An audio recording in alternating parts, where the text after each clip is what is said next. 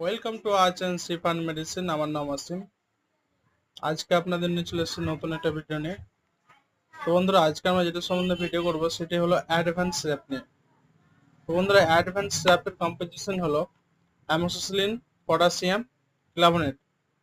তো বন্ধুরা, এটির মধ্যে অ্যামোক্সিসিলিন থাকে 200 mg এবং পটাশিয়াম ক্লাভোনেট থাকে 28.5 mg।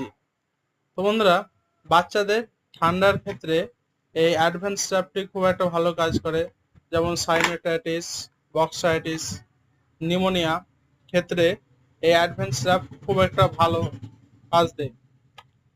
তো বন্ধুরা, এই অ্যাডভান্স স্ট্রাপের সাধারণত দাম থাকে 67 টাকা 59 পয়সা।